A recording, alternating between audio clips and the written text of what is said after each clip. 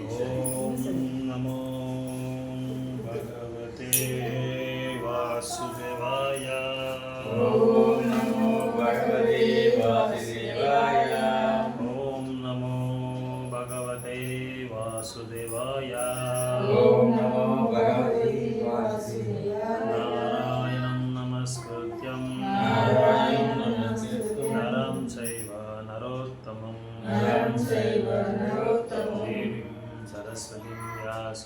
देवीं सरस्वतीं व्यासं ततो जयमुदीरये। नष्टप्रायेषु अभद्रेषु नित्यं भागवत सेवया भगवते उत्तमश्लोके भक्तिर्भवति नैष्ठिकी। मूकं करोति वाचालं पङ्गुं लङ्घयते गिरिं यत्कृपातं वन्दे गुरुं दीनतारिणं। परमानन्दमाधव श्री चैतन्य ईश्वर कृष्णाय वासुदेवाय देवकी नंदनाय च गोपकुमाराय गोविन्दाय नमो नमः। नमः पंकजनाभाय नमः पंकजमालिने नमः पंकजनेत्राय नमस्ते पंकजांग्रे। वसुदेवसुतं देवं कंसचाणूरमर्जनं देवकी परमानन्दं कृष्णं वन्दे जगद्गुरु। फर्स्ट श्लोक फर्स्ट चैप्टर। ओम नमो भगवते वासुदेवाय। जन्मादस्य यतोऽन्वयादितरतश्चार्थेषु अभिज्ञास्वराट् तेने ब्रह्महृदया आदिकवये मुह्यन्ति यत्सूरयः तेजो वारिमृदं यथा विनिमयो यत्र त्रिसर्गो मृषा नाम्ना स्वेन सदा निरस्तकुहकं सत्यं परं धीमहि। धर्मः पूर्जितकैतवोऽत्र परमो निर्मत्सराणां सतम् वेद्यं वास्तवमत्र वस्तु शिवदं तापत्रयोन्मूलनम्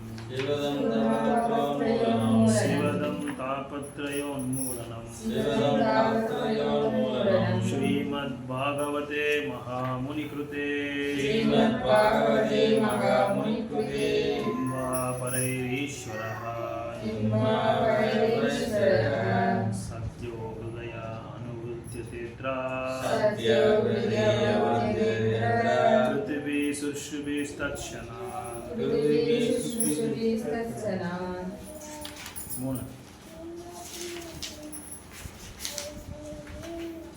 निगमकल्पतरोर्गलितं फलम् सुखमुखादमृताद्रवसंयुतम् पिबत भागवतं रसमालयम् मुहुरहो रसिक भूविभावकः।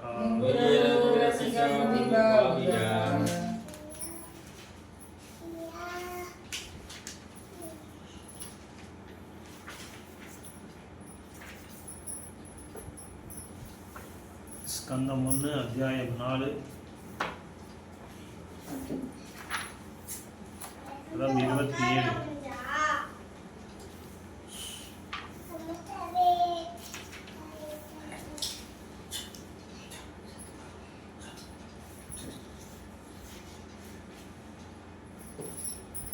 27 தானே ப்ரோ?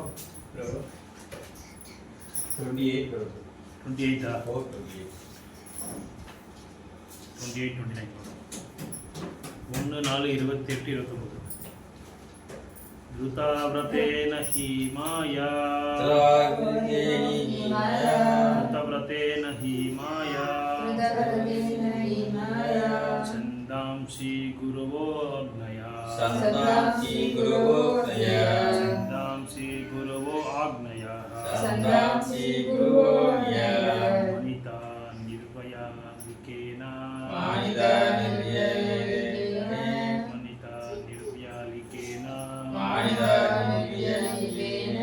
गृहीतं चनुशासनं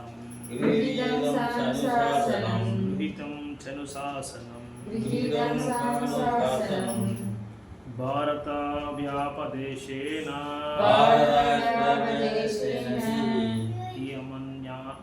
हिमन्यार्थाश्च प्रदाश्रितः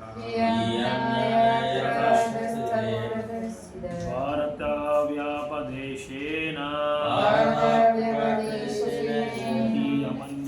हिमन्यार्थाश्च परादर्शितः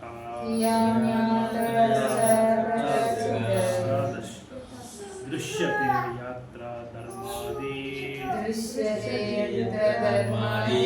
स्त्री शूद्राभिधिरप्युता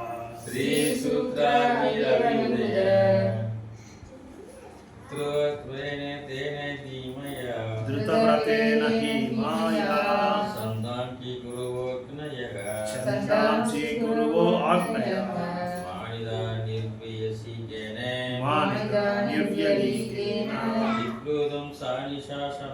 गृहीतं चानुशासनं भारताव्यापदेशेन आम्नाय अर्थ च प्रदर्शितः आम्नाय अर्थ च प्रदर्शितः दृश्यते यत्र धर्मादि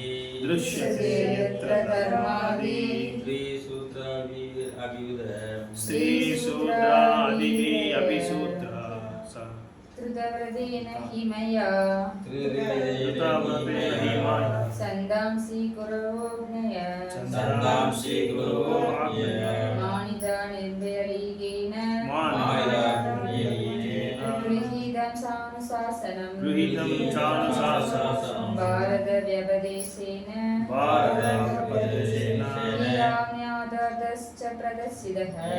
आम्नायार्थश्च प्रदर्शितः दृश्यते यत्र धर्मादि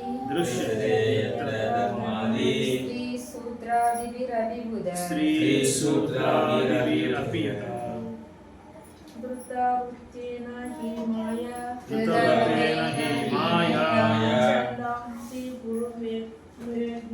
छन्दांसि गुरुवे आज्ञया मानाति निर्वलिकेन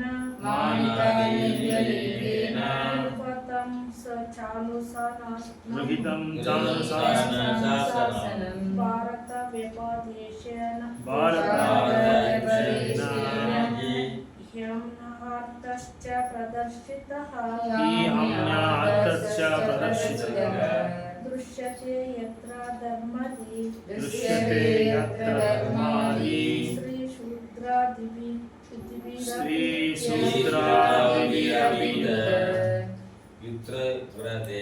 धृतव्रतेन கண்டிப்பானதொரு நல்லொழுக்க விரதத்தின் கீழ் நிச்சயமாக என்னால் சந்தாம்சி வேத மந்திரங்கள் ஆன்மீக குருமார்கள் அக்னய யாகத்தி மானிதா முறையாக வழிபட்டேன் நிர்வியலீகேனா பாசாங்கு செய்யாமல் குருவிதம் அதையும் ஏற்றுக்கொண்டேன் அனுசாசனம் பரம்பரை ஒழுக்கம் பாரத மகாபாரத்தை உபதேசேனே தொகுத்ததன் மூலமாக ஈ நிச்சயமாக நிச்சயமாக ஆம்நாய அந்த சீட பரம்பரையின் கருத்தை சீட பரம்பரையின் கருத்தை ஷா மேலும் இப்பிரதர்சித சரியாக விளக்கினேன் திருஷ்யத்தை எது தேவைப்படுகிறதோ தேவைப்படுகிறதோ அதன் வாயிலாக எத்த எங்கு தர்மாதி மதத்துக்குரிய வழியை ஸ்ரீ சூத்ர ஆதவி அவி பெண்கள் மற்றும் சூத்திரர்கள் முதலியவர்களாலும் பேசப்பட்டது வஞ்சனையின்றி என்னால் விரதங்கள் அனுஷ்டிக்கப்பட்டு வேதங்களும் அக்னிகளும் குருமார்களும் பூசிக்கப்பட்டு அவர்களுடைய கட்டளைகளும் நிறைவேற்றப்பட்டன. மகாபாரதத்தை விளக்கியதன் மூலமாக சீட பரம்பரையின் கருத்தையும் நான் தெளிவுபடுத்தியுள்ளேன். இதனால் பெண்களாலும் சூத்திரர்களாலும் மற்றவர்களாலும் கூட மதத்திற்கான வழியை கண்டுகொள்ள முடியும்.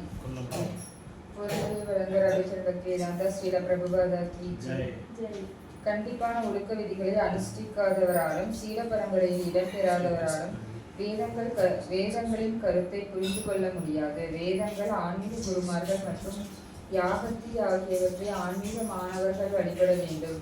பெண்கள், தொழிலாளர்கள் மற்றும் பிராமண, சத்திரிய அல்லது வைசிய குடும்பங்களின் தகுதியற்ற உறுப்பினர்கள் ஆகியோரின் புரிந்துணர்வுக்காக வேத அறிவின் சிக்கலான விஷயங்கள் அனைத்தும் மகாபாரதத்தில் தெளிவுபடுத்தப்பட்டு உள்ளன.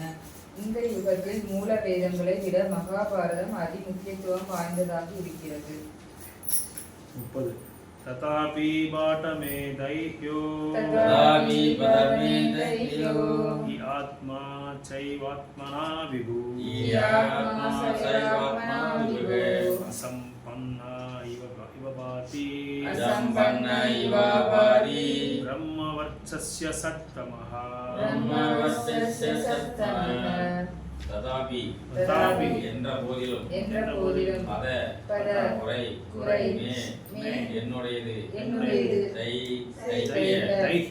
உடலில் அமைந்திருக்கும் நிச்சயமாக ஆத்மா ஜீவராசி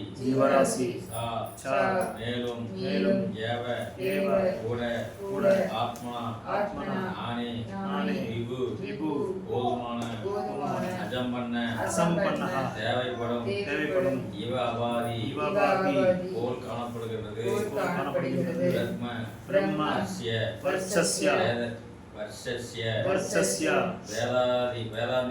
வேதாந்திகளின் சத்தம பரமன் என்னிடம் வேதங்களுக்கு தேவையான அனைத்தும் முழுமையாக இருந்தாலும் எனக்கு மன நிறைவு ஏற்படவில்லை.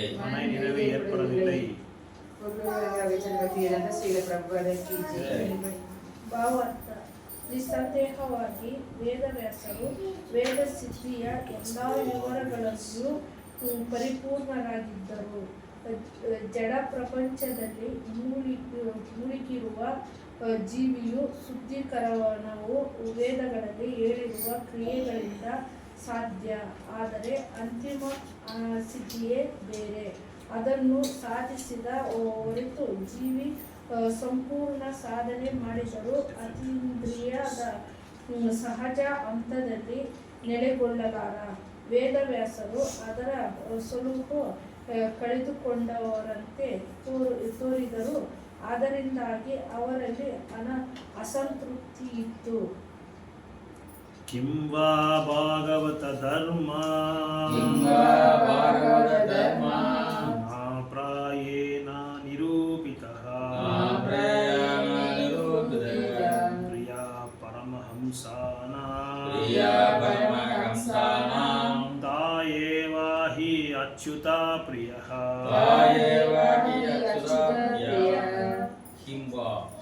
அல்லது அல்லது பாகவதா பாகவதா உயிர்வாளிகளின் பக்தி தொண்டு உயிர்வாளிகளின் பக்தி தொண்டு நான் இல்லை இல்லை. ராயேனா கிட்டத்தட்ட நிரூபிதா நிரூபிதா கற்பிக்கப்பட்டன கற்பிக்கப்பட்டன பிரியா பிரியா பிரியமான பிரியமான பரமஹம்சானா பரமஹம்சானா பக்குவமடைந்த ஜீவன்களின் பக்குவமடைந்த ஜீவன்களின் தேவ ஏவ தேவ அது கூட நிச்சயமாக நிச்சயமாக அஜ்ஜிதா அஜ்ஜிதா களங்கமற்றவை களங்கமற்றவை பிரியா பிரியா கவரும் கவரும் வைத்திருவலாக சபத்தியந்த சுவாமி பிரபதைக்கு ஜெய். பக்குவமடைந்த ஜீவன்களுக்கும் பக்குவமடைந்த ஜீவன்களுக்கும் களங்கமற்றவரான களங்கமற்றவரான பகவானுக்கும் பகவானுக்கும் பிரியமான பிரியமான பகவானின் பக்தி தொண்டை பக்தி தொண்டை நாம் வலியுறுத்தாததே நாம் வலியுறுத்தாததே இதற்கு காரணமாக இருக்கக்கூடும் இதற்கு காரணமாக இருக்கக்கூடும். பொருளுடைய விளங்குறவை சொல்லும்படி ஸ்ரீல பிரபுபாதகி ஜெய். ஸ்ரீல வியாசதேவரால் உணரப்பட்ட அதிருப்தி அவரது சொந்த வார்த்தைகளால் இங்கு விவரிக்கப்படுகிறது.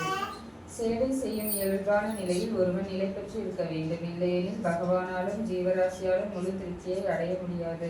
அவரது ஆன்மீக குருவான நாரத முனி அவரை வந்தடைந்த போது வியாசர் இக்குறையை உணர்ந்தார்.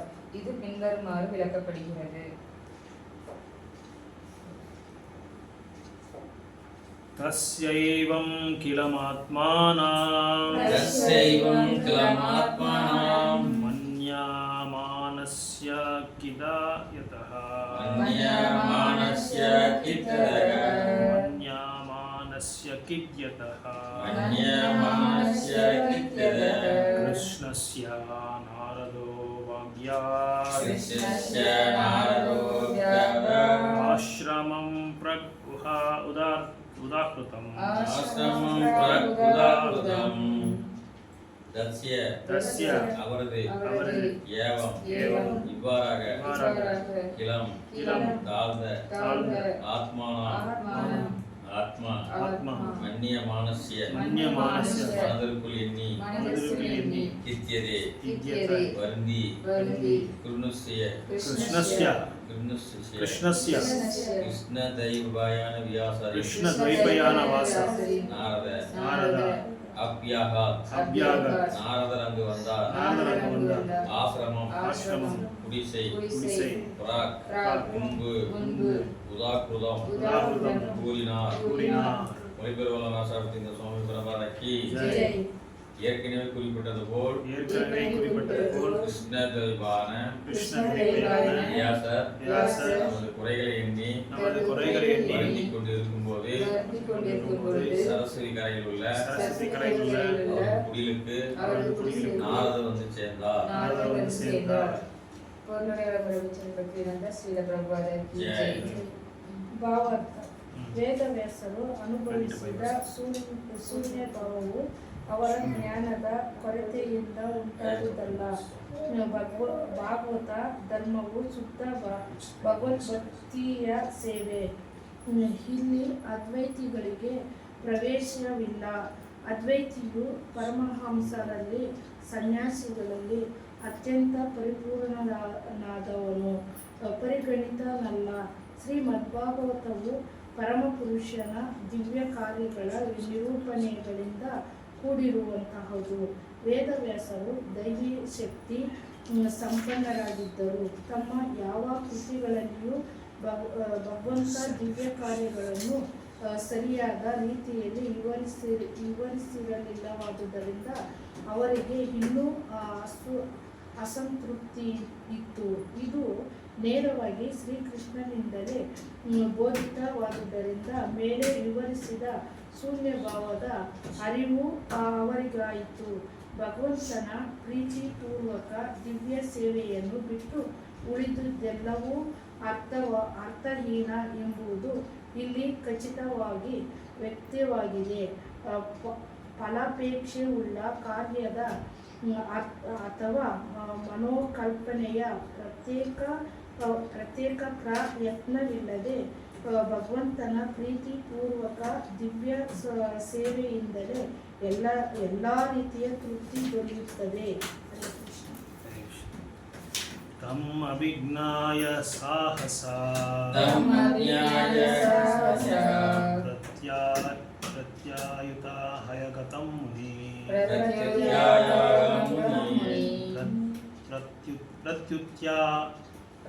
प्रत्युत्यायुगतम् अगतं मुनि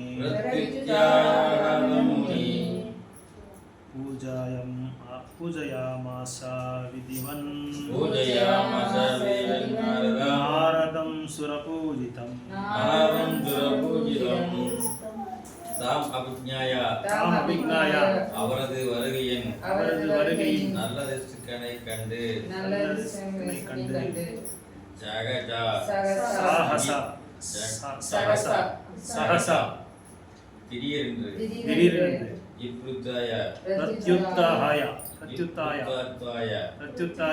எழுந்து நின்று ஆகதம் வந்து சேர்ந்தார் முனி வியாசதேவர் பூஜையாமாச வழிபட்டார்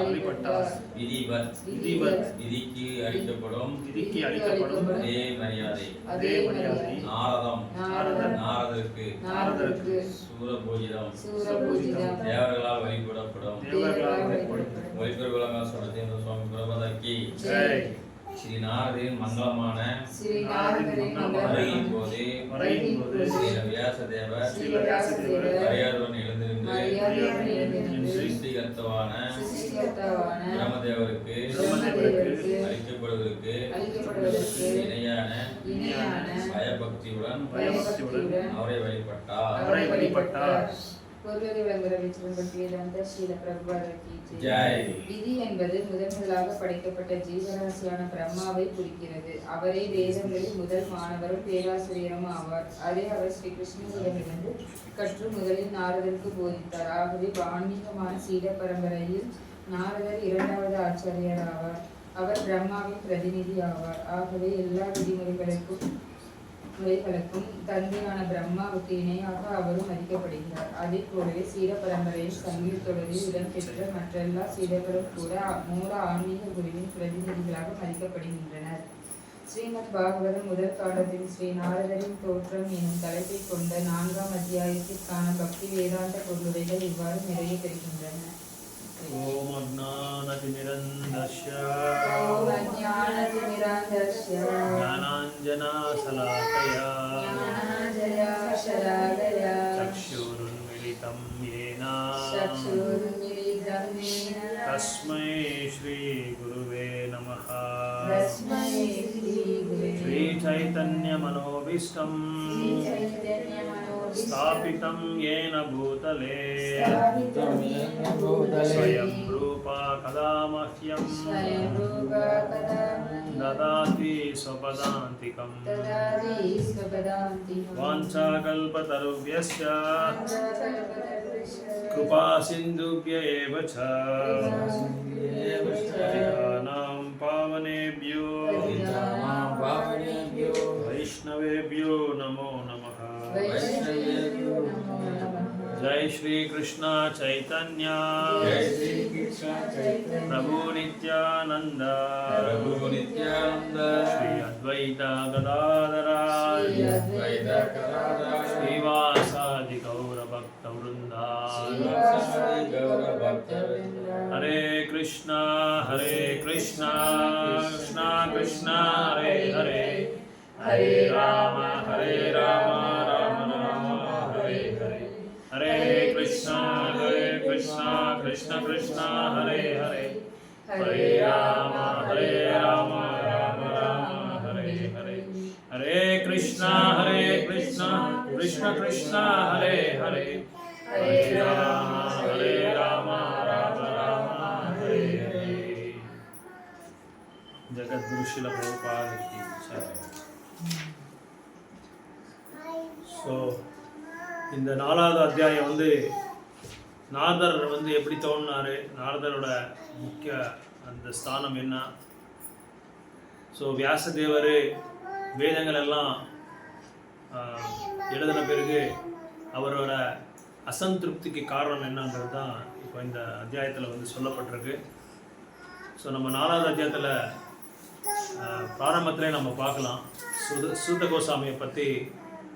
அதுக்கு தகுதி உள்ள ஒரு சபைக்கு நாயகர் தான் வந்து அவரை வந்து புகழணுன்றது ஒரு கோட்பாடை வந்து அவர் சொல்லப்பட்டிருக்காங்க. அந்த சூத கோசாமியோட அந்த இதை வந்து அவங்கள வந்து கங்க்ராச்சுலேட் பண்ணுறதுக்கு அதான் அவங்கள வந்து புகழ்ந்து பாடுறதுக்காக தகுந்த ஒரு நபர் வந்து அது வந்து ஒரு சாதாரணமான ஒரு நபரால் புகழக்கூடாது, அது வந்து ஒரு மரியாதை கிடையாது, அது வந்து ஒரு வைஷ்ணவ எட்டிக்வேட் கிடையாது. அதனால அதை அவங்கள வந்து புகழ்ந்து பாடணுன்னா அதுக்கு சரியான சபைக்கு லீடராக இருக்கணும். He should be leader of the assembly. அது இல்லாமல் எல்லா வேதங்களில் வந்து வித்தாக இருக்கணும் அவர். ஸோ எல்லா சாராம்சத்தையும் வேத சாராம்சத்தையும் அவங்க வந்து தெரிஞ்சு வச்சுக்கணும். இப்பேற்பட்ட ஒரு நபர் தான் வந்து ஒரு உயர்ந்தமான ஒரு பக்தரை வந்து புகழ முடியும்னு சொல்லி அதில் சொல்லப்பட்டிருக்கு. அதுக்கப்புறம் நம்ம பார்த்தோம் கொஞ்சம் சில ஸ்லோகாஸ் எல்லாமே வியாசதேவரை பற்றி, வியாசதேவர் யார், அவர் எப்படி தோன்றினார், அவர்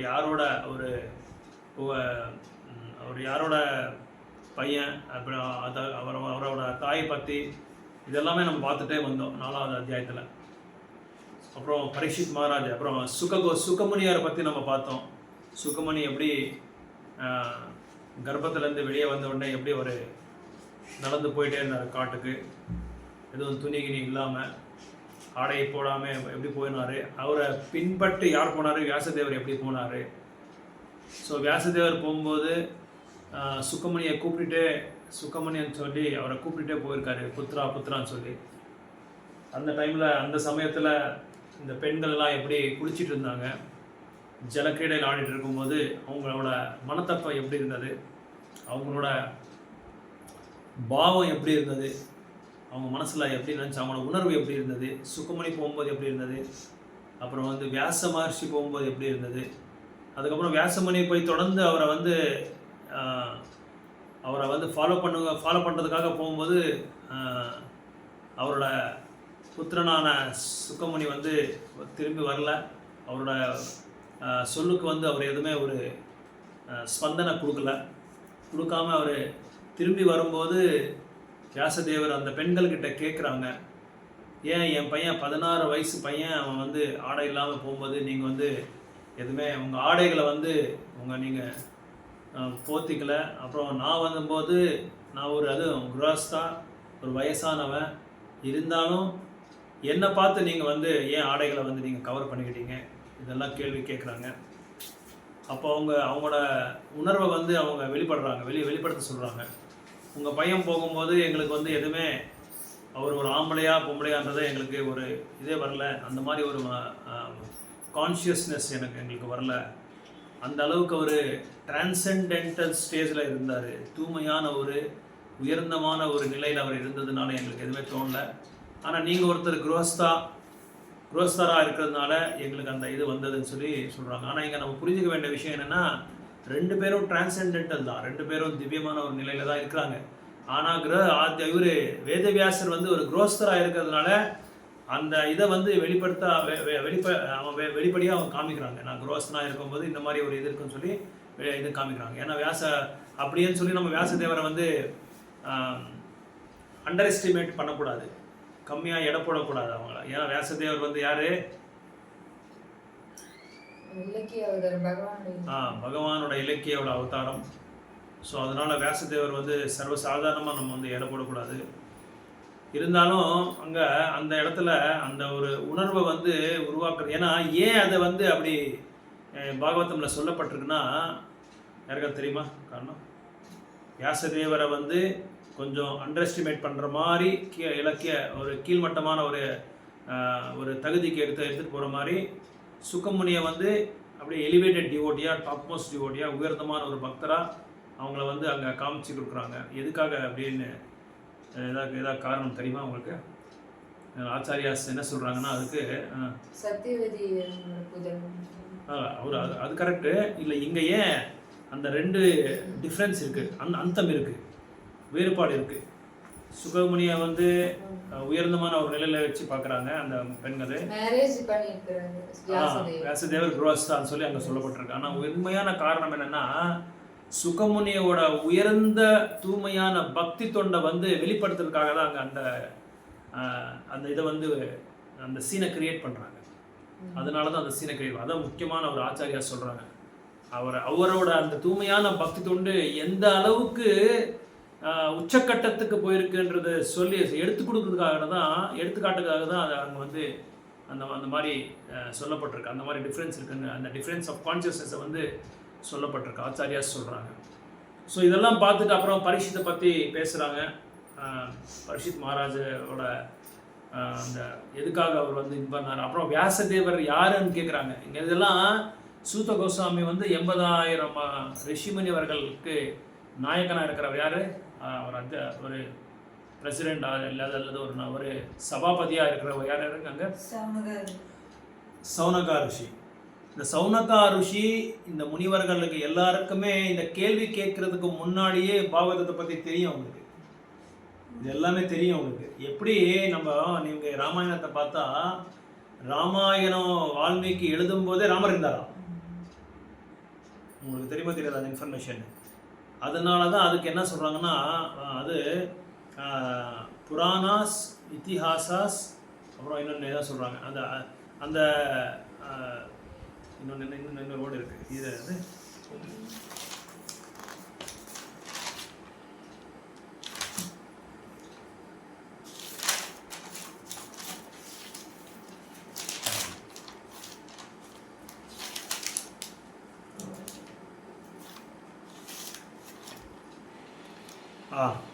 புராணாஸ் மகாபாரத இத்திஹாசஸ். ஸோ அதனால தான் ராமாயணம் எழுதும்போதே வால்மீகி எழுதும்போதே ராமர் இருந்தாராம். அதனால தான் அதுக்கு புராணம்னு சொல்லி சொல்கிறாங்க. அது மட்டும் இல்லாமல் இங்கே இந்த முனிவர் யாரு வேதவியாசர். ஸோ வேதவியாசர் யார், எப்படி வந்தார், அப்புறம் வந்து சுகமுனி யார், சுகமுனிவர்கள் எப்படி வந்து அந்த மாயாவாதி தத்துவத்துலேருந்து எப்படி இதுக்கு வந்தார், தூய்மையான பக்தி தொண்டுக்கு வந்தார். அது வந்து உங்களுக்கு சொல்லியிருக்கேன், நான் இருக்குங்களா அவங்க எப்படி வந்தாருன்னு சொல்லி. ஆக்சுவலாக சுகமுனி வந்து மாயாவாதி, பக்கா மாயாவாதி. அவர் வெளியே வந்த உடனே அவர் மாயாவாதி தான், ಜ್ಞಾನಿ ಅವರು. 16 ವರ್ಷ ಗರ್ಭದಲ್ಲೇ ಇದ್ರು. ನಾನು ಕೇಳೋ ಪ್ರಶ್ನೆ ಏನಂದರೆ, ಅವರಿದ್ದು ಜ್ಞಾನಿಯಾಗಿದ್ದರು, ಶುದ್ಧ ಭಕ್ತರಾಗಿರಲಿಲ್ಲ. ಯಾಕಂದರೆ ಇಲ್ಲಿ 3 ವಿಧವಾದ ಭಕ್ತರಿದ್ದಾರೆ, ಜ್ಞಾನಿ, அப்புறம் வந்து யோகி, அப்புறம் வந்து பக்தா. இது வந்து இது செகண்ட் இனிஷியல் வரும். இது கேள்வி கேட்பாங்க. இதெல்லாம் எடுத்துட்டேன், என்னென்ன வேணும்னு சொல்லி எடுத்துட்டு அவங்க அனுப்புகிறேன். ஞானி, யோகி, பக்தா.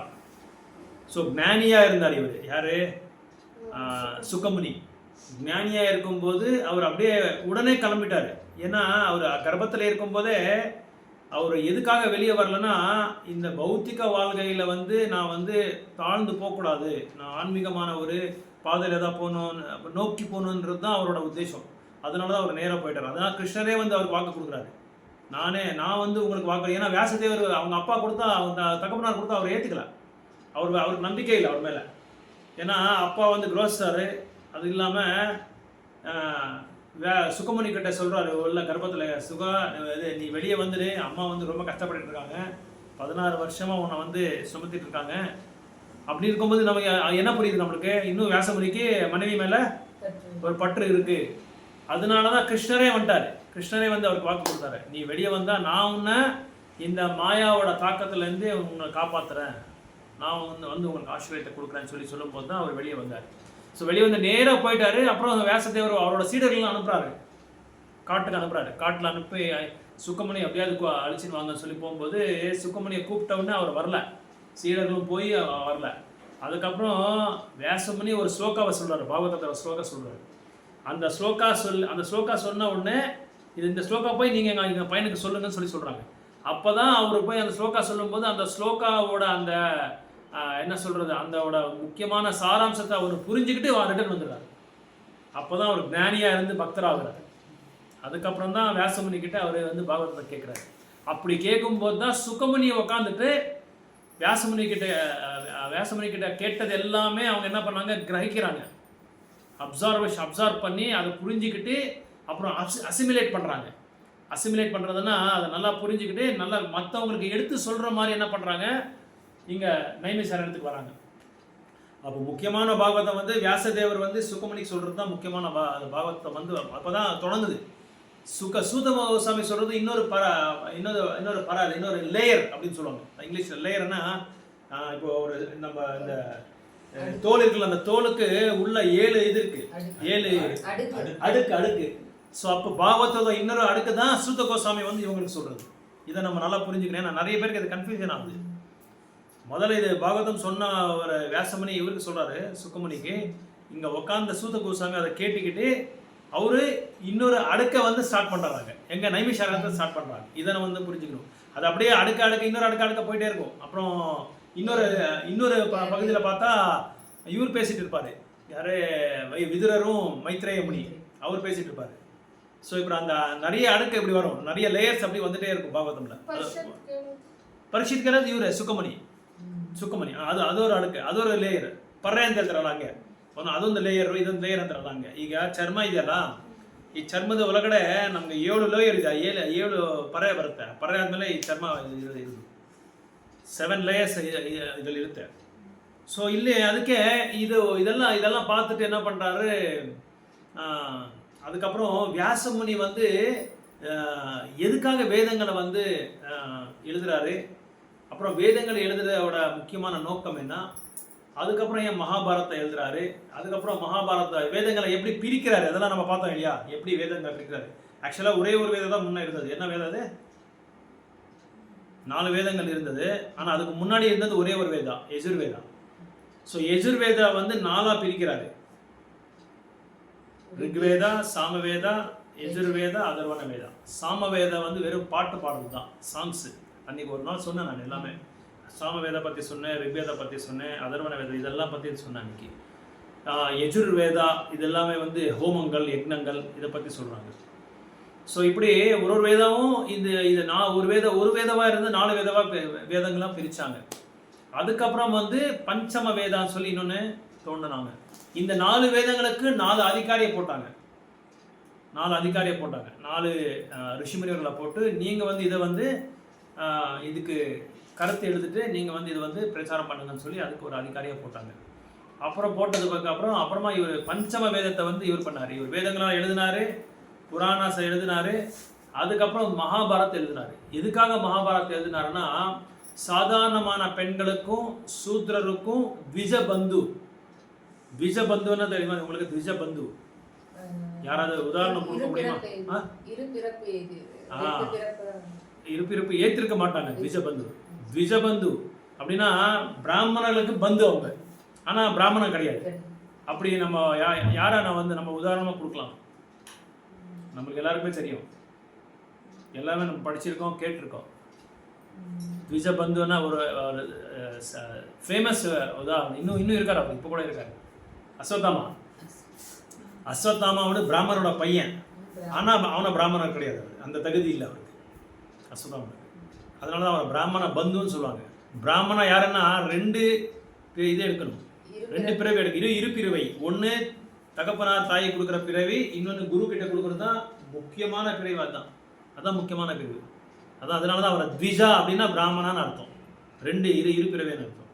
ஸோ இவங்களுக்காக என்ன பண்ணாரு, மகாபாரதத்தை எழுதினாரு. எதுக்காக இவங்களுக்காக மகாபாரதம் எழுதினாருன்னா, இவங்க இந்த வேதங்கள்லாம் படித்து புரிஞ்சுக்க அளவுக்கு அவங்களுக்கு தகுதி இல்லை, அந்த அளவுக்கு ஞானம் இல்லை, அவங்களுக்கு அந்த நாலேஜ் இல்லை. அதனால தான் மகாபாரதம் சரளமாக இருக்குன்னு சொல்லி மகாபாரதம் எழுதினதுனால.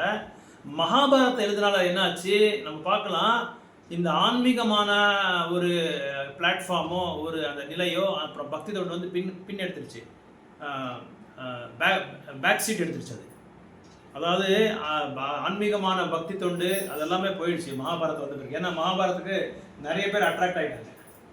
நம்ம கூட பார்க்கலாம், சீரியல் பார்க்கும்போது எல்லாரும் உட்காந்துருவாங்க மகாபாரதத்துக்கு, எல்லாருமே பார்க்குறாங்க. ஏன் சொல்லுங்க பார்க்கலாம், எல்லாருமே மகாபாரதத்தை பார்க்குறாங்க. சரியான தூய்மையான அரசியல் அதில் இருக்கு. அதுக்கப்புறம் திரௌபதி மானபங்கம் அதில் இருக்கு.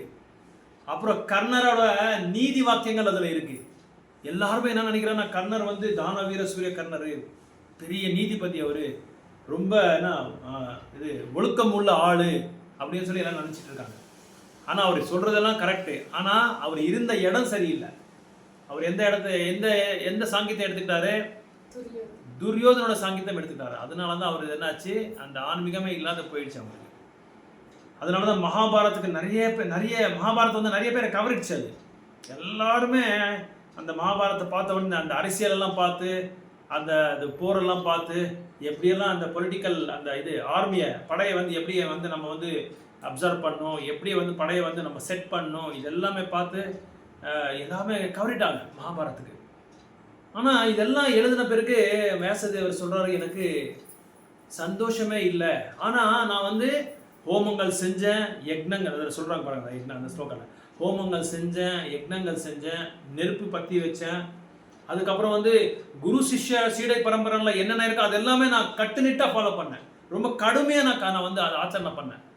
அதுக்கப்புறம் வந்து குருமார்கள் என்ன சொன்னாங்களோ, வைஷ்ணவர்கள் என்ன சொன்னாங்களோ அதெல்லாமே நான் வந்து ஃபாலோ பண்ணியிருக்கேன். அதுக்கப்புறம் வந்து என்னென்னு சொல்கிறாங்க, வேதங்களோட ஹிம்ஸு, அதை வேதங்களோட அந்த மந்திரங்கள் எல்லாமே நல்லா உச்சாரணை பண்ணியிருக்கேன் நான். அதுதான் சாம்பஸ்யான்னு சொல்லுவாங்க அதுக்கு பேர். அந்த பேர் என்னது, சந்தாம்சி குரு ஆக்னையா. குருமார்கள் என்னென்ன சொல்கிறாங்களோ வேதங்களை அது சரியாக நான் வந்து கடைப்பிடிச்சிருக்கேன்னு சொல்லி சொல்கிறாங்க. அதுக்கப்புறம் நான் வந்து ஒழுங்காக ஹானஸ்டாக நான் இருந்தேன், எல்லாமே நான் கரெக்டாக எழுதியிருக்கேன். ஆனால் இருந்தாலும் என்னோட இதயத்தில் வந்து ஏதோ அசந்திருப்தியாக இருக்குது. எனக்கே வந்து இந்த எழுதுனது வந்து எனக்கு சரியாக திருப்தி கொடுக்கல, எனக்கு சந்தோஷத்தை கொடுக்கல. அந்த சந்தோஷத்தை ஆனால் இந்த மகாபாரதம் நான் எழுதுனதே வந்து பெண்கள் சூத்திரருக்கும் துவிஜபந்துகளுக்கும் நான் எழுதினேன். அந்த மகாபாரத்தை அவங்க வந்து புரிஞ்சுக்கிட்டு அட்லீஸ்ட்டு இந்த வேதங்கள் ஏதாவது அவங்க படிக்கிற அளவுக்கு அவங்களுக்கு ஒரு வாய்ப்பு கொடுக்கறதுக்காக தான் நான் பண்ணேன். இவங்க எழுதினதே வந்து கலியுகத்துக்காக தான். கலியுகத்தில் மக்கள் வந்து ரொம்ப தாழ்ந்து போயிருப்பாங்க, எல்லாமே என்ன சொல்கிறது, ஆன்மீகமான ஒரு நிலையிலேருந்து எல்லாம் வீழ்ச்சி விழுந்திருப்பாங்க. அதுக்காக தான் நான் மகாபாரதத்தை எழுதினேன்னு சொல்லி சொல்கிறாரு இது வியாசதேவர். ஆனால் அது எழுதின பிறகு அவங்களுக்கு அந்த இது வரல, அந்த திருப்தி வரல, அந்த அசந்திருப்தி வரல. இப்போ நம்ம ஒரு மாணவர் வந்து ஒரு எக்ஸாம் எழுதிட்டு நல்லா படிச்சிருப்பாரு, எக்ஸாம் வந்து எழுதின பிறகு வந்து செக் பண்ணுவார், நான் என்னென்ன படிச்சிருக்கேன் சார், கொஷின் பேப்பர் பார்த்தா அவங்களுக்கு திருப்தியே இருக்காது. எழுதிருக்காரு, ஆனால் எழுதிருக்காரு, எக்ஸாம் எழுதிருக்காரு, பாஸ் ஆகிடுவார். ஆனால் ருச்சி இது இல்லை, என்ன இல்லை, சம்பூர்ணமான திருப்தி வரல, அதில் முழு திருப்தி இல்லை அதில். இப்போ ஒரு சமையல் செய்கிறோம் நம்ம பகவானுக்காக, நாளைக்கு ஏகாதசி ஒரு நல்ல ஸ்வீட் செய்கிறோம், இது தானியம் இல்லாத ஒரு நல்ல என்ன சொல்கிறது, ஒரு வெள்ளத்தில் ஒரு பாயசமாக ஏதோ செய்கிறோம், பாயசம் செஞ்சோம். ஆனால் அது படிச்சுட்டு பகவானுக்கு படிச்சுட்டு நம்ம சாப்பிடும்போது ஏதோ ஒன்று குறையுது, ஏலக்காய் போடல, கரெக்டாக சொல்கிறார், ஏலக்காய் போடாதனால அந்த கம்முன்னு அந்த வாடை வரல, சரியாக வாடை அந்த இது வரல, வாசனை வரல. ஏன்னா ஏலக்காய் எல்லாமே போட்டால், அந்த ஏலக்காய் போட்டால் அந்த இது இருக்காது, அந்த டேஸ்ட் இருக்காது. ஏன்னா ஏலக்காயில் அந்த அளவுக்கு சாரம் அதில் இது இருக்குது, அந்த அளவுக்கு வாடை இருக்காது, அந்த கம்முன்னு அப்படியே தூக்கும் அது அப்படியே. அதனால் அந்த அசந்திருப்தினால வியாசதேவருக்கால அது தாங்கிக்க முடியல அவரால்.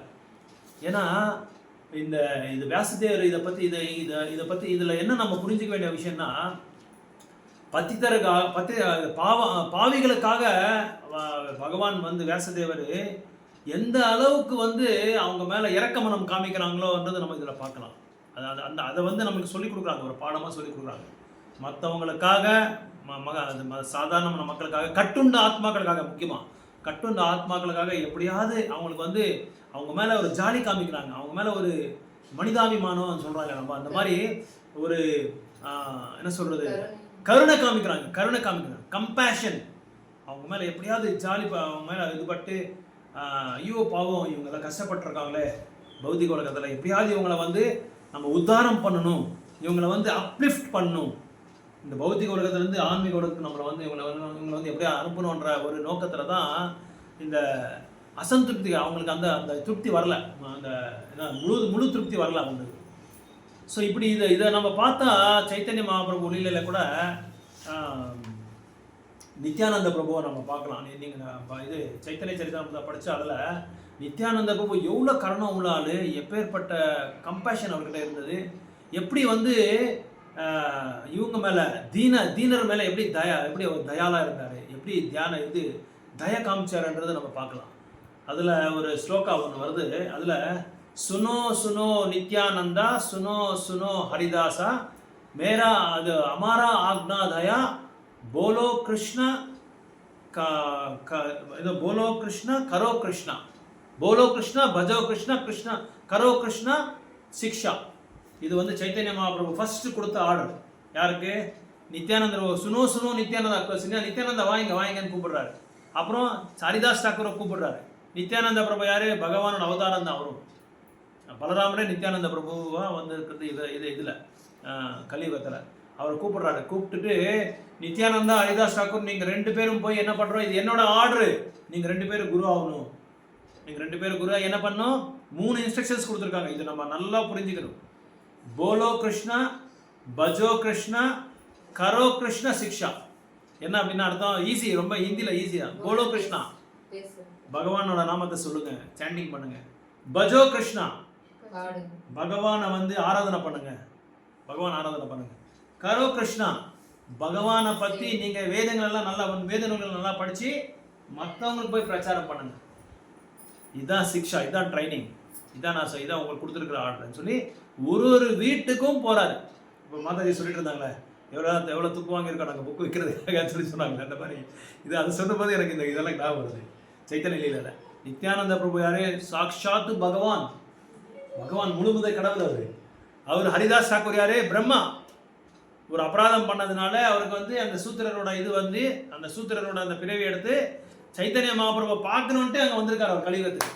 ஹரிதாஸ் தாக்கூர் ஒரு மஹமதியரோட குடும்பத்தில் அவர் வந்து பிறவி எடுத்தார். சூத்திரரோட பிறவியில் குடும்பம் எடுத்தார். சைத்தன்ய மகாபிரபுக்கு இது தொண்டனாக இருக்கணும், அவருக்கு வந்து தோழனாக இருக்கணும், அவர் கூட நான் அந்த லீலைகளை பார்க்கணும் அப்படின்னு சொல்லி அவர் அந்த இது எடுத்தார், இந்த பிறவி எடுத்தார்.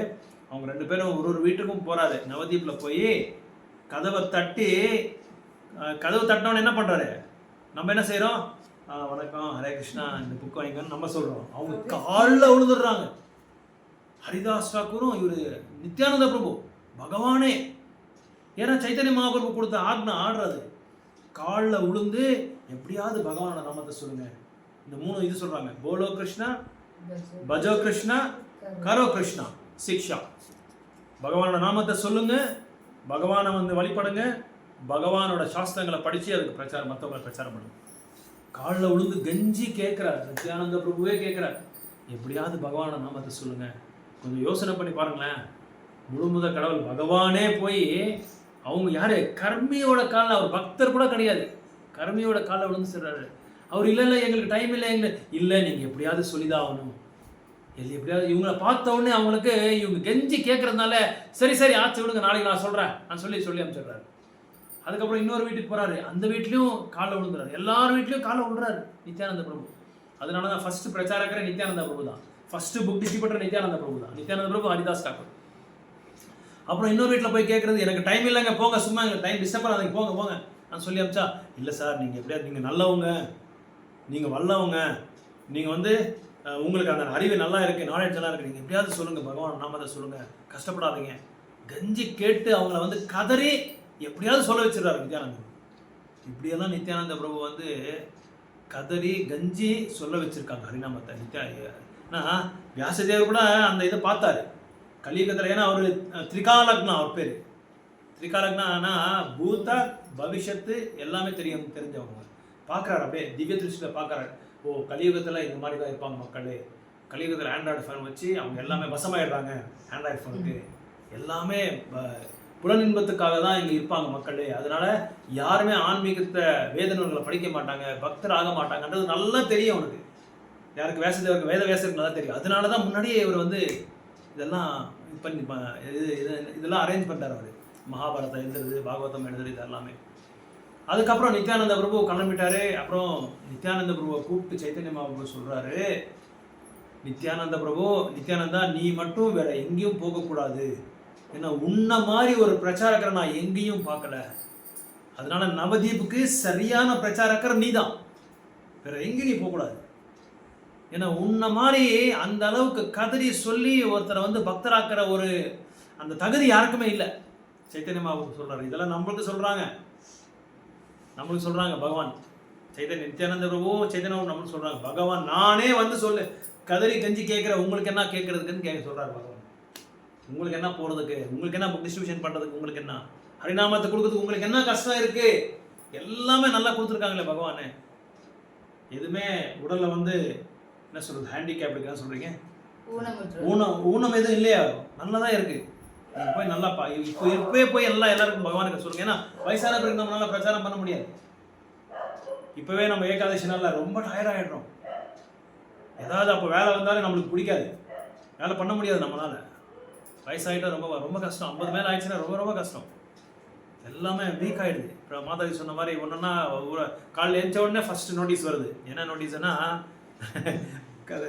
முடி கருப்பாக இருந்தது எல்லாமே வெள்ளை ஆகிடுது, ஃபஸ்ட்டு நோட்டீஸு. இன்னொரு மாதம் ஆனால் 2வது செகண்ட் நோட்டீஸ் வருது, கழுத்து அப்படியே குனிய முடியாது. 3வது நோட்டீஸு இடுப்பு பிடிச்சிக்குது. 4வது நோட்டீஸு ரொம்ப நேரம் நிற்க முடியாது, பாத வலி, முட்டி வலி, ஒன்றுன்னா ஒன்று. அப்புறம் வந்து தைராய்டு, டயபெட்டிஸு, ஒரு நோட்டீஸாக வந்துகிட்டே இருக்கும். இனிமேல் 45-50 ஆனவொடனே எல்லாமே வந்துகிட்டே இருக்கும். ஆனால் எல்லாருக்குமே இருக்கும் இது. ஸோ இது எல்லாமே விட்டு இன்னும் பக்தர்கள் பிரச்சாரம் பண்ணிகிட்டே இருக்காங்க. எல்லாமே அவங்கவுங்க இடத்துல என்னென்ன பண்ண முடியுமோ எல்லாமே பண்ணிகிட்டு இருக்காங்க. இதெல்லாம் நித்யானந்த பிரபு நம்மளுக்கு காமிச்சு கொடுத்த ஒரு பெரிய குணப்பாடம் இது. இவர் ஸ்ரீபாத் ராமானுஜாச்சாரியா அவரோட காலகட்டத்தில் ஒரு உயர்ந்தமான ஒரு பக்தர் இருந்தார், அனந்தாச்சாரியான்னு சொல்லி ஒருத்தர். இந்த அனந்தாச்சாரியரை வந்து அனந்தாச்சாரியர் வந்து ராமானுஜாச்சாரியர்கிட்ட போகிறாரு. போய் கேட்டு ஒரு கேள்வி கேட்குறாரு. என்ன கேள்வி கேட்குறாருன்னா, யார் வைஷ்ணவர்னு சொல்லி ஸ்ரீபாத் ராமானுஜாச்சாரியர்கிட்ட கேட்குறாரு. அப்போ ராமானுஜாச்சாரியர் என்ன பண்ணுறாருன்னா, இந்த கேள்விக்கு வந்து நான் ஒரு பக்தர்கிட்ட சொல்கிறேன், அந்த பக்தர்கிட்ட போய் நீங்கள் கேளுங்கன்னு சொல்லி சொல்கிறாங்க. அவர் உயர்ந்தமான ஒரு ராமானுஜாச்சாரியருக்கே குரு அவர்கிட்ட போகிறார். அவர்கிட்ட போய் அவர் கேட்குறாரு, யார் உண்மையான குரு அப்படின்னு சொல்லி, யார் வைஷ்ணவர்னு சொல்லி யாருன்னு கேட்குறாரு. அதுக்கு அவர் என்ன சொல்கிறாருன்னா, தமிழில் ஒரு இது இருக்கு, அதுக்கு கொக்கை போல் இருப்பான், கோழி போல் இருப்பான், உப்பு போல் இருப்பான், உன்னை போல் இருப்பான். இவங்க தான் வைஷ்ணவன்னு சொல்கிறாங்க. ரொம்ப அருமையான ஒரு ஸ்லோகம், ரொம்ப அருமையான ஒரு ஆன்சர் கொடுக்குறாரு. யார் வைஷ்ணவர்னா அவர் ஆன்சர் இந்த மாதிரி ஒரு அதுக்கு பதில் கொடுக்குறாங்க. கொக்கை போல் இருப்பான்னா, கொக்கை என்ன பண்ணும், சின்ன சின்ன மீன்கள்லாம் வந்தால் விட்டுரும், பெரிய மீன் வந்தால் டக்குன்னு பிடிக்கும். வைஷ்ணவர்கள் என்ன பண்ணுவாங்க, சின்ன சின்ன விஷயங்கள், பௌதிகமான விஷயங்கள் அதெல்லாம் வந்து அவங்க வந்து அது மேலே அக்கறை காமிக்கிறது இல்லை. ஒரு நல்ல வைஷ்ணவர் வந்தால் உடனே அவங்க காலில் விழுந்து என்ன பண்ணுவாங்க, அவங்ககிட்ட எல்லாமே ஞானோதயம் பண்ணிக்குவாங்க, எல்லாமே கேட்பாங்க. அதே மாதிரி தான் கொக்கை போல் இருப்பாங்க. அப்புறம் கோழி போல் இருப்பான். கோழி என்ன பண்ணும், நம்ம தானியங்கள்லாம் பண்ணி எல்லாம் சேர்த்து அதுக்கு கொடுத்துட்டா கோழி என்ன பண்ணும், எல்லாமே வேறு பண்ணும், கல் வேற பண்ணும். அப்புறம் தானியங்கள் மட்டும் அதை குத்தி குத்தி குத்தி குத்தி அதை சாப்பிடும். அதே மாதிரி வைஷ்ணவர்கள் என்ன பண்ணுவாங்க, நல்லது கெட்டதெல்லாம் பார்த்து யார்கிட்ட நம்ம சாங்கித்யம் செய்யணும், எதை வந்து நம்மளுக்கு தேவைப்படுது கிருஷ்ண பக்திக்கு அதை மட்டும் எடுத்துக்கும். மீதி எல்லாமே என்ன பண்ணோம், அது ஒதுக்கி பக்கத்தில் வச்சிடும். அந்த தானியத்தை மட்டும் சாப்பிடும், கல்லெல்லாம் பக்கத்தில் வச்சிடும். அந்த மாதிரி கோழி போல் இருப்பான் சொல்கிறீங்க. 3வது வந்து உப்பு போல் இருப்பான். என்னன்னா இது உப்புன்ற உப்பு பற்றி சொல்கிறாங்க எனக்கு புரியலன்னு சொல்லி நடிப்பாங்க. உப்போட மதிப்பு யாருக்குமே தெரியாது. இப்போ வந்து நம்ம கிருஷ்ணருக்கு ஒரு போகா செய்கிறோம். அந்த போகா செய்யும்போது மறந்து விட்டு ஒரு பிரபு என்ன பண்ணுவார், உப்பு போடாமல் இருந்துருவார். அப்போது சப்ஜியெல்லாம் பண்ணிவிட்டு அந்த கிரேவியெல்லாம் பண்ணிவிட்டு எல்லாருக்குமே இது சர்விங் பண்ணும்போது எல்லோரும் கேட்குறாங்க, என்ன கிருஷ்ணருக்கு நீங்கள் உப்பு இல்லாமல் போட்டிங்களா, உப்பு இல்லாமல் சமைச்சிட்ருக்கலான்னு சொல்லி கேட்குறாங்க. இல்லாதப்போ உப்பு வந்து நம்ம குறை சொல்லுவோம். அப்போ யார் மேலே குறை வருது, உப்பு மேலே தான் குறை வருது. சமைக்கிறவங்க மேலே குறை வராது, உப்பு மேலே தான் குறை வரும். அதே உப்பு ஜாஸ்தியாக போட்டால் யார் மேலே வரும், உப்பு மேலே தான் வரும். கரெக்டாக போட்டால் யார் மேலே வரும், சமைக்கிறவங்க. கரெக்டாக போட்டால் அந்த கிரேவி அந்த சப்ஜி மேலே வரும். சப்ஜி நல்லா இருக்கு. உப்பு வந்து நம்ம வந்து யாருமே வந்து க்ளோரிஃபை பண்ண மாட்டோம். உப்பை வந்து நம்ம போது பண்ண மாட்டோம். உப்பு கரெக்டாக போட்டிருக்காங்க அதனால தான் சப்ஜி நல்லா இருக்கு. யார் கரெக்டாக போட்டாங்க கேட்க மாட்டாங்க. சப்ஜி நல்லா இருக்கு, சப்ஜி நல்லா இருக்கு, அதான் சொல்லுவோம். உப்பு ஆனால் உப்பு குறைஞ்சா போட்டால் உப்பு மேலே நம்ம குறை சொல்லுவோம். அந்த மாதிரி வைஷ்ணவர்கள் உப்பு மாதிரியாம். எல்லா புகழும் வந்து மற்றவங்களுக்கு கொடுத்து அவங்க வந்து இகலை வாங்குவாங்களாம். புகழெல்லாம் பக்தர்கள் எல்லாம் கொடுத்துட்டு முன்னாடி இகலை வாங்குவாங்களாம். துவாரகாவில் கூட 2 தூய்மையான பக்தர், பகுலாக்ஷா அப்புறம் சுத்ததேவ். இது வந்து நம்ம 10th கேண்டல் இருக்கு. கிருஷ்ணர் இவங்க கிருஷ்ணர் 2 பேரும் தூய்மையான பக்தர். இவர் இது எதுக்காக சொல்கிறேன்னா, பணிவுன்றது, அப்புறம் வந்து மற்றவங்களுக்காக தியாகம் பண்ணிக்கிறது, மற்றவங்களுக்காக தியாகம் பண்ணி அவங்க வந்து கெட்ட பேரை வாங்குறது. 2 பக்தர்கள், தூய்மையான பக்தர்கள். இந்த பகுலாக்ஷா அப்புறம் வந்து சுத்ததேவ் வந்து 2 பேரும் தூய்மையான பக்தர்கள். இவங்க தான் வைஷ்ணவர்கள் உப்பு மாதிரியாம். எல்லா புகழும் வந்து மற்றவங்களுக்கு கொடுத்து அவங்க வந்து இகலை வாங்குவாங்களாம். புகழெல்லாம் பக்தர்கள் கொடுத்து அவங்க வந்து இகலை வாங்குவாங்களாம். துவாரகாவில் கூட 2 தூய்மையான பக்தர், பகுலாக்ஷா அப்புறம் வந்து சுத்ததேவ். இது வந்து நம்ம 10th கேண்டல் இருக்கு. கிருஷ்ணர் இவங்க 2 கிருஷ்ணர் 2 பேரும் தூய்மையான பக்தர். இந்த பகுலாக்ஷா வந்து அரசர் மன்னார்.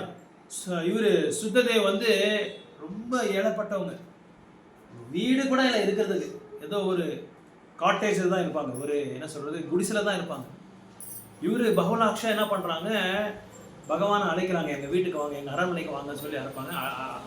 அழைக்கும் போது இவரும் அழைக்கிறாரு, எங்கள் குடிசலுக்கு நீங்களும் வாங்க அப்படின்னு சொல்லி 2 பேர் அழைப்பாங்க. கிருஷ்ணர் யாருக்கு இது போவாங்க, எந்த இன்விடேஷன் அக்செப்ட் பண்ணுவாங்க? 2 பேரையும் அழைக்கும் போது கிருஷ்ணர் யாரோட இதுக்கு போவாங்க? 2 பேர் தூய்மையான பக்தர்கள் தான். ஆனால் இவர் மன்னார், இவர் வந்து ரொம்ப ஏழப்பட்டவர், வீடு கூட இல்லை இருக்கிறதுக்கு. ஆனால் கிருஷ்ணர் என்ன பண்ணுறாரு, 2 பேர் தூய்மையான பக்தர்கள், 2 பேர் வீட்டுக்கும் போகிறாங்க. ஆனால் போகும்போது என்ன பண்ணுறாரு, மன்னாரும் வராரு, இவரும் வராரு கூட, சுகதேவும் வராரு, சுத்ததேவும் வராரு. வரும்போது மன்னாரை வந்து முன்னாடி விட்டுறாரு. ஏன்னா கிருஷ்ணர் கூட போகணுன்ற ஒரு இது வந்து அந்த பேர் வந்து அவங்களுக்கே இருக்கட்டும், எனக்கு வேண்டாம், நான் பின்னாடி போகிறேன்னு சொல்லி பின்னாடி இடத்த எடுத்துக்கிறாங்க. அப்படின்னா என்ன அர்த்தம்னா, தூய்மையான பக்தர்கள் வந்து எங்கே அவங்களுக்கு வந்து புகழ் வருதோ, எங்கே வந்து முன்னாடி எங்கே வந்து ஒரு என்ன க்ளோரிஃபிகேஷன் வருதோ, குணகானம் பண்ணுறாங்களோ, அந்த இடத்த அவங்க எடுத்துக்கவே மாட்டாங்க. உப்பு மாதிரி, உப்பு போட்டால் தான் நம்ம சமையல் எல்லாமே நல்லா இருக்கும். ஆனால் உப்பு பற்றி யாராவது பேசுவாங்களா? யாரும் பேச மாட்டாங்க. கம்மியாக இருந்தால் உப்பை வந்து குறை சொல்லுவாங்க. அதே மாதிரி தான் இங்கே. அதனால் அவங்களுக்கு முன்னாடி கொடுத்துருவாங்க, அந்த ஸ்தானத்தை முன்னாடி கொடுத்துருவாங்க, இவங்க பின்னாடி போவாங்க தூய்மையான பக்தர்கள். ஸோ இப்படி இந்த மாதிரி அப்புறம் கேட்குறாரு அனந்தாதவர். அப்புறம் லாஸ்ட்டில் உன்னை போல் இருப்பான் சொல்லி சொல்கிறாரு. உன்னை போலன்னா அவருக்கு புரியல. அவர் என்ன செய்கிறாரு, அந்த குருநாதருக்கு ஒரு பெரிய ஃபங்க்ஷன், ஒரு பெரிய பிரவச்சனம் நடக்குது. பிரவச்சனம் நடந்த பிறகு நிறைய பக்தர்கள் வந்து அவருக்கு பிரசாதம் பரிமாறணும். அந்த பரிமாறதுக்கு ஒரு பெரிய ஃபஸ்ட்டு பக்தி உட்காருது ஒரு பேட்ச். அந்த பேட்சில் ஒரு 150 பேருக்கு இவர் என்ன பண்ணாரு, இவங்க எல்லாருக்குமே நீ வந்து பரிமாறணும், பிரசாதம் பரிமாறணும். எல்லாருக்கும் பிரசாதம் பரிமாறுறாங்க. பரிமாறிட்டு என்ன பண்ணுவாங்க, அதெல்லாம் எடுத்து க்ளீன் பண்ணுவோம் இல்லையா, க்ளீன் பண்ணி அதுக்கு மாப்பு போட்டு ஃபேனை போட்டு அதை இது பண்ணணும். அதுக்கப்புறம் 2வது பக்தி வராது. இவர் எதுவுமே இன்னும் சாப்பிடல. இந்த 2nd பேட்ச் வருது, 3rd பேட்ச், 4th பேட்ச், இப்படி 2 மணி நேரம் ஆகிடுது. இவர் காலையிலேருந்து எதுவுமே சாப்பிடல. அப்போ இவர் கூப்பிட்டுட்டு என்னப்பா, இவர் கேட்குறாரு அனந்தாச்சாரியாவை, அனந்தாச்சாரியை பண்ணி என்ன பண்ணுறேன், வேறு யாராவது இருக்காங்களா சாமின்னு கேட்குறாங்க. இன்னும் யாராவது வரவங்க இருக்காங்களான்னு சொல்லி கேட்குறாங்க. நான் போய் சாப்பிட்றேன்னு சொல்லி கேட்கல, இன்னும் யாராவது இருக்காங்களான்னு சொல்லி கேட்குறாங்க. வேறு யாருமே இல்லைப்பா, உன்னை மாதிரி இருக்கணும்னு சொல்லி கேட்குறாங்க. வைஷ்ணவர்னா உன்னை நீ கேட்டியே, வைஷ்ணவன் எப்படி இருக்குன்னா, கொக்கை போல் இருப்பான், கோழி போல் இருப்பான், உப்பு போல் இருப்பான், உன்னை மாதிரி இருப்பான்னு சொல்லி சொல்கிறாரு. ஏன்னா எல்லாரும் முடித்து எல்லாரும் போன பிறகு அதுக்கப்புறம் உட்காந்து ஒரு பிரசாதத்தை பரிமாறாரு. அதுவும் அவரே போட்டுக்கிறார் எடுத்து. இதுதான் உண்மையான வைஷ்ணவோட குணம். ஸோ வைஷ்ணவர் எப்படின்னா ரொம்ப ரொம்ப பணிவான ஒரு குணங்கள் அவர்கிட்ட இருக்கும். அது மட்டும் இல்லாமல் மற்றவங்களுக்காக எப்பேற்பட்ட துன்பத்தாவது எடுத்துக்குவாங்க. அவங்க எப்பேற்பட்ட துன்பத்தாவது எடுத்துக்குவாங்க. ஏன்னா அவர் எப்படியாவது இந்த இந்த என்ன சொல்கிறது, பௌத்திக லோகத்திலேருந்து அவங்கள வந்து விடுபடுத்தணும், அவங்கள விடுதலை பண்ணணுன்ற ஒரு நோக்கத்தில் எப்படியாவது அவங்க அந்த துன்பத்தை அவங்க எடுத்துக்குவாங்க. அவங்களுக்குன்றது துன்பம் எதுவும் கிடையாது, துக்கி பராதுக்கி, அவங்களுக்குன்ற துக்கம் கிடையாது. மற்றவங்களோட துக்கத்தை துன்பத்தை இவங்க எடுத்துக்கிறாங்க. ஸோ அதான் உண்மையான வைஷ்ணவரோட குணம்னு சொல்லி சொல்கிறாங்க. அதுக்கப்புறம் ஒரு பெரிய கார்பரேஷன் நிறைய ஃபேக்ட்ரி வச்சுருக்காரு. அவர் எப்படின்னு தெரியல, வைஷ்ணவோட தொடர்புனால பக்திக்கு வந்துட்டாங்க. இது உண்மையாக நடந்திருக்கு. பக்திக்கு வந்துட்டு டிஸ்கவர் யுவர் செல்ஃப்னு சொல்லி ஒரு கோர்ஸ் இருக்குது நம்மளுக்கு. அதாவது இந்த ஆத்மாவை பற்றி, ஆத்மாவும் உடலை பற்றி சொல்கிறதுக்காக ஒரு கோர்ஸ் இருக்குது, டிஸ்கவர், டிவைஎஸ்ன்னு பேர் அதுக்கு. அந்த கோர்ஸை பற்றி இவருக்கு நல்லா பயிற்சி எடுத்துக்கிட்டு இவர் தனியாக ஒரு கோர்ஸ் ஸ்டார்ட் பண்ணுறாரு. இவர் தனியாக ஒரு பேட்சை வச்சு ஸ்டார்ட் பண்ணுறாரு. 40 பேர் வந்திருக்காங்க அந்த கிளாஸில். உட்காந்து கூட இடம் இல்லை, எல்லாம் ஜன்னலில் நின்றுட்டு கேட்டுட்டு இருக்காங்க. அவ்வளோ ஆர்வமாக இருக்காரு. எல்லாம் கம்பெனியில் வேலை செய்கிறவங்க, எல்லாம் பெரிய பெரிய கார்பரேட்டர்ஸ், எல்லாம் பெரிய பெரிய கம்பெனி ஓனர்ஸ் எல்லாம் வந்து உட்காந்து கேட்டுட்டு இருக்காங்க. கேட்டுட்டு இருக்கும்போது இவர் என்ன பண்ணார், ஒரு 4-5 புதுசாக வந்திருக்காங்க இல்லையா, எல்லாருமே மொபைல் கால் வந்திருக்கு. ஒரு 2 பேர் அட்டென்ட் பண்ணிட்டு கத்திட்டு இருக்காங்க, கொஞ்சம் ஃபோனில் ஜோராக கத்திட்டு இருக்காங்க. இவங்களுக்கு கோவம் வந்துருச்சு, பயங்கரமான கோவம் வந்துருச்சு. யாரெல்லாம் மொபைல் ஃபோன் வச்சு ஆப்ரேட் பண்ணுறாங்களோ வெளியே போயிடுங்கன்னு சொல்லிட்டாங்க. அப்போ தான் வந்திருக்காங்க புதுசாக. உடனே இவங்களுக்கு அந்த கோவத்தை தடுக்காமல் என்ன செஞ்சாரு, எல்லாம் வெளியே போயிடுங்க, ஃபோன் யார் யூஸ் பண்ணுறீங்களோ, மொபைல் யூஸ் பண்ணுறவங்களாம் வெளியே போயிடுங்கன்றாங்க. பார்த்தாங்க இவங்க வந்திருக்கிறதே வெளியே அசாந்தியாக இருக்கிறதுனால சாந்திக்காக இவங்க வந்திருக்காங்க. சாந்திக்காக, இது ஒரு திருப்திக்காக, ஒரு சந்தோஷத்துக்காக. ஏன்னா வெளியே எப்போ பார்த்தாலும் சண்டை, பணம் இருக்குது, எல்லாமே இருக்குது, பணம் புகழ் எல்லாமே, அந்தஸ்து செல்வாக்கு எல்லாமே இருக்குது. ஆனால் இது இல்லை, நிம்மதி இல்லை, சந்தோஷம் இல்லை, திருப்தி இல்லை. இங்கே வந்திருக்கிறதே அதனால தான். இங்கேயும் அசாந்தி தான். இவரே கோவப்பட்டு இருக்காரு. அப்போ இவங்ககிட்ட போய் நம்ம என்னத்தை போய் நம்ம சிக்ஷா எடுக்கிறது சொல்லி 30 பேர் வெளியே போயிட்டார். 40 பேர் இருக்கிறவங்க 30 பேர் போயிட்டார். அப்போ இவர் போய் கெஞ்சி கேட்குறாரு, சாமி சார் நீங்கள் உள்ளே வந்து உட்காருங்க, உங்களுக்கெல்லாம் சொல்ல, யார் ஃபோன் எடுத்து பேசுகிறாங்களோ அவங்களுக்கு மட்டும் தான் சொன்னேன்னு சொன்னார். இப்போ நாங்கள் வெளியேந்து நாங்கள் இங்கே வந்திருக்கிறதே ஏதோ ஒரு சந்தோஷத்துக்காக தான், பகவானை பற்றி கேட்கலான்னு சொல்லி நாங்கள் வந்திருக்கோம். எங்ககிட்டயே நிறைய இது ஒத்தடம் நிறைய இருக்குது மனசில், அதாவது டிப்ரெஷன் நிறைய இருக்குது. அந்த ஸ்ட்ரெஸ்ஸை நீக்கப்படுறதுக்காக தான் நான் இங்கே வந்து ஆன்மீகத்தை ஆசிரியத்தை எடுக்கிறோம். நீங்களே இந்த மாதிரி இருந்தால் உங்ககிட்ட போய் நான் என்ன பண்ணுறது? அதான் நான் நாரதரும் கேட்குறாரு இவர்கிட்ட, வியாசதேவர்கிட்ட. உங்களுக்கே அசந்திருப்தி, நீங்கள் எழுதின வேதங்களே அசந்திருப்தியாக இருந்தால் அப்போ அதை படிக்கிறவங்களுக்கு எப்படி திருப்தி கிடைக்கும்? ஏன்னா இவர் வேதங்களை எழுதுனாங்க, 18 புராணம் எழுதிட்டாரு. 18 புராணம் எழுதி அதுக்கப்புறம் மகாபாரதம் எழுதி அவருக்கு சந்திருப்தி ஆகலை. அப்புறம் அந்த புராணத்தில் உயர்ந்தமான புராணம் 3 புராணம். அதில் அந்த 3 புராணத்துலேயும் ரொம்ப சிரேஷ்டமான புராணம் பாகவத் புராணம். ஏன்னா இந்த பாகவத் புராணம்ல அந்த 17 புராணத்தில் என்ன இருக்கோ எல்லாமே அடங்கி இருக்குது இந்த பாகவத் புராணத்தில். அதனால தான் யார் ஒருத்தர் பாகவத் புராணத்தை படிக்கிறாங்களோ அவங்க கண்டிப்பாக கட்டாயமாக அவங்க பகவான்கிட்ட போய் சேருவாங்கன்னு சொல்லுவாங்க. கட்டாயமாக சீரியஸாக படித்து குரு கிட்ட கனெக்ட் ஆகணும். ஏன்னா குரு கிட்ட கனெக்ட் ஆகிறான்னு நம்ம கண்டிப்பாக போக முடியாது. நேற்று ஒரு பக்தர்கிட்ட பேசிட்டு இருக்கும்போது சொல்கிறாங்க, நம்ம ஃபைல் அவங்கக்கிட்ட போதும், நம்ம குருநாதர்கிட்ட. இப்போ நம்ம குருமராஜ் எப்படி நம்ம குருவை அக்செப்ட் பண்ணியிருக்கோமோ நம்ம ஃபைலெல்லாம் அங்கே போகுது. அப்படின்னா என்ன அர்த்தம்? நம்ம பண்ண அந்த பக்தி ஹோம்ஒர்க்கு, நம்ம என்னென்ன பக்தி தொண்டு பண்ணியிருக்கோமோ, இங்கே சாதனை பண்ணது, நம்ம பிரச்சாரம் பண்ணது, நம்ம என்னென்ன பண்ணியிருக்கோமோ அது எல்லாமே அவங்ககிட்ட அந்த ஃபைல் போகுது. அங்கீகாரம் பண்ணணும். மாதேஸ்வர மாதிரி குருக்கு அங்கீகாரம் பண்ண அவர் என்ன பண்ணாரு, அவர் குருக்கு அனுப்புறாரு. பக்தி சித்தாந்த மகாராஜ் அவர் குரு நெக்ஸ்ட் ஃபைல் அந்த அவங்க குரூப் போகுது, அப்படியே கோசாமிஸ் போகுது, அப்படியே அந்த நித்யானந்த பிரபு, இப்படி லைனாக போயிட்டு இருக்கும். இங்கே குரு மகாராஜ் கிட்டேயே நம்ம ஃபைல் நம்ம சரியாக சாதனை பண்ணி சரியாக தூய்மையான பக்தி தொண்டு பண்ணோன்னா என்ன ஆகிடும்? மறுபடியும் நம்ம பிறவி எடுத்துட்டா வரணும். குருக்கு கஷ்டம்தான். நம்ம பிறவி எடுக்க அந்த நம்ம குரு மறுபடியும் அவர் பிறவி எடுப்பாரு. நம்ம குரு மகாராஜ் இது பிரபுபாத் கிட்ட கேட்டாரா இந்த மாதிரி, இப்போ ஒரு சீடர் இது தவறிட்டா, ஆன்மீக சாதனை தவறிட்டா, அவர் யார்கிட்ட குருவை ஏற்றிருக்காரோ அந்த குரு மறுபடியும் பிரிவு எடுக்கிறாரோ. பிரிவு எடுத்து அவங்கள அந்த பகவானோட லோகத்துக்கு போகிற வரைக்கும் அவங்களோட பொறுப்பாது. அதனால இந்த ஃபைலெல்லாம் அங்கே போகுது. அது மட்டும் இல்லாமல் அந்த குருக்கு கனெக்ட் ஆகணும்னா போகவே முடியாது. நம்ம யாரும் டைரெக்டாக கிருஷ்ணர்கிட்ட போனதே கிடையாது. யாரோ ஒருத்தர் 2 பேர் மட்டும்தான் போயிருக்காரே தவிர மற்ற யாருமே டைரெக்டாக போக முடியாது. அதனால தான் நாங்கள் இந்த சிக்ஷா லெவல்ஸு, தீக்ஷா லெவல்ஸ் எல்லாம் எதுக்கு வச்சுருக்குதுன்னா, வெறும் இந்த மாதிரி பகவானோட நாமத்தை படித்து பாகவதம் படித்து வீட்டில் இருந்துட்டா பத்தாது. அதுக்கு குரு கனெக்ட் ஆனால் தான். ஏன்னா குரு கனெக்ட் ஆனால் தான் அவர் எப்படி போகிறதுன்னு சொல்லி நம்மளுக்கு இது சிக்ஷாவை கொடுக்குறாரு. அந்த சிக்ஷாவை கற்றுக் கொடுக்குறாரு. அவர் கற்றுக் கொடுக்கலாம், அவரோட ரெப்ரசன்டேட்டிவ்ஸ் இருப்பாங்க, அவரோட பிரதிநிதிகள் இருப்பாங்க, அவங்களுக்கு நம்ம நமக்கு சிக்ஷா கொடுப்பாங்க. அதனால தான் எங்கள் ஃபைனலில் அங்கே போகும். ஸோ அதனால் நம்ம சீரியஸாக இல்லைன்னா ரொம்ப கஷ்டப்படுவோம்.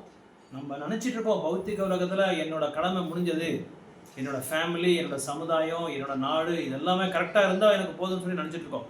ஆனால் இதை பயங்கரமான ஒரு பெரிய நரகலோகம் இங்கே தான் இருக்குது. அங்கே இல்லை, இங்கேயே இருக்குது.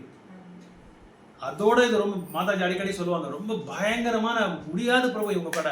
முக்கியமாக நம்ம உணர்வு நம்ம ரிலேட்டிவ்ஸ் கிட்டேயே நம்ம இது பண்ண முடியாது, போராட முடியாது அவங்ககிட்ட. அந்த அளவுக்கு கஷ்டம். அவங்களும் பண்ண மாட்டாங்க, நம்மளையும் பண்ண விட மாட்டாங்க. அவங்ககிட்ட போராடி நம்ம போதுன்னு ஆகிடும். நம்மளுக்கு இவ்வளோ கஷ்டமாக இருக்குது. அதனால பாகவதம் பக்தரோட சாங்கித்யம், அந்த 3 இன்ஸ்ட்ரக்ஷன் சைத்தன்ய மகாபிரபு சொன்னது. பகவானோட நாமத்தை உச்சரிக்கணும், பகவானை வழிபடணும், அப்புறம் முக்கியமாக கிரந்தங்களை படித்து பிரச்சாரம் பண்ணணும், பகவானை பற்றி சொல்லணும். இது பிரச்சாரம் பண்ணுறதுனால நம்ம நிறைய அறிவு நம்மளுக்கு வருது, நிறைய நம்ம படிக்க வேண்டியதாக இருக்குது. அப்போது பிரச்சாரத்துக்காக நம்ம படிக்க வேண்டியதாக இருக்குது, ப்ரிப்பேர் பண்ண வேண்டியதாக இருக்குது. அப்போ என்ன ஆகுது, நம்ம உணர்கிட்டே இருப்போம். ஒரு ஸ்டேஜுக்கு ஒரு கிளாஸ்க்கு உணர்கிட்டே இருப்போம். உணர உணர உணர உணர உணர என்ன ஆகும், நம்மளுக்கு அந்த ருச்சி வந்துடும். நல்லா இருக்குப்பா, ரொம்ப அருமையாக இருக்குது, இதெல்லாம் இருக்கா, இப்படியெல்லாம் இருக்கா. நான் சைத்தன்ய மகாபிரபுவே அந்த மாதிரி பண்ணியிருக்காரு. அவ்வளோ பணிவு.